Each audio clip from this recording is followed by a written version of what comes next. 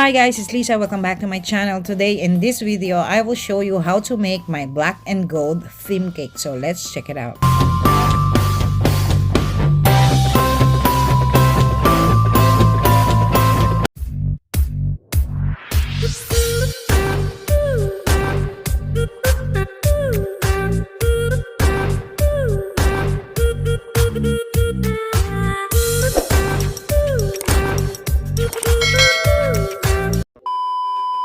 So, itong cake na gagawin natin ngayon ay para sa 60th birthday. At ang gusto nila ay gold and black theme.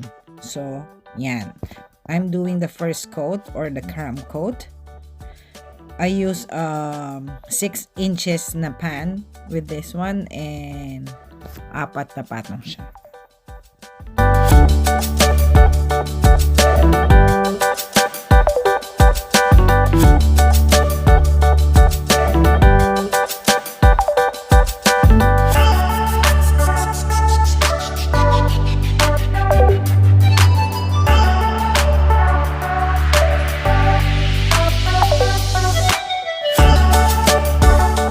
So, ngayon naman, i-smoothin natin.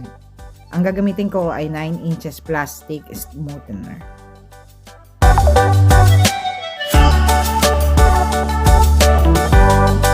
So, after kong i-first coat or crumb coat, ilalagay ko muna sa fridge ng 1 to 2 hours. Now, we're on our second coat. Kung mapapansin nyo, hindi ako gumagamit ng piping bag para sa icing. Dahil ayoko lang. Next time. Pero mas madali yon pag yun ang ginamit natin para hindi tayo magpabalik-balik ng put ng icing on the side. And then, tapos i-smoothin natin. And then, pache-pache. Like, ganyan. Ang hirap, di ba? Bako-bako siya. Tapos, pipil upan mo pa. Pag ginamit natin yung icing bag, so, mas madali siya. Parang pantay-pantay na siya. Ngayon naman, i-smoothin natin yung edges niya.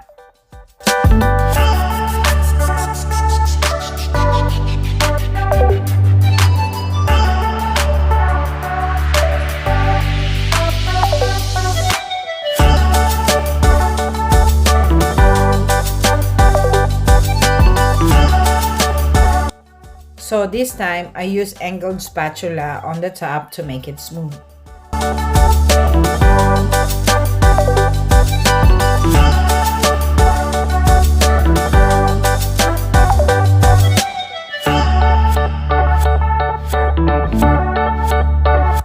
It's decorating time!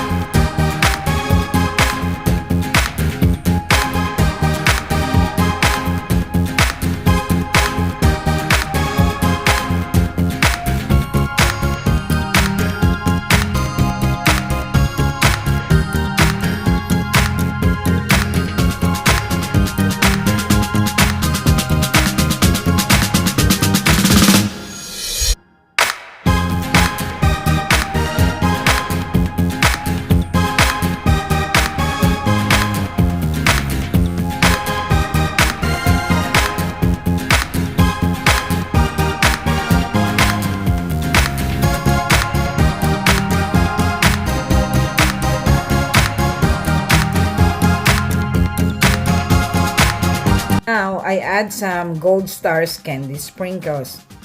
Pangdagdag lang ng shining, shimmering, splendid.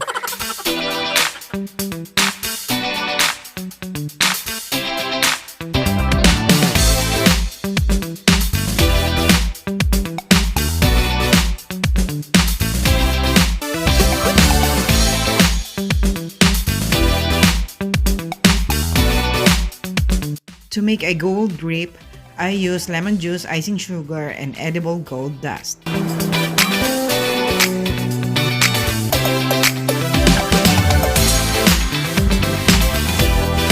Now, you can add more decorations. We can use artificial flowers, dried flowers, fondant flowers. Up to you guys. Depende sa mood nyo or sa theme.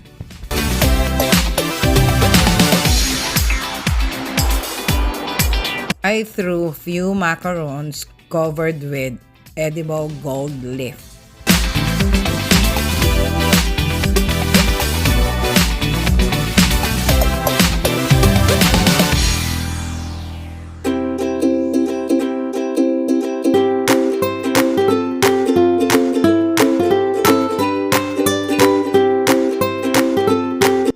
More decorations.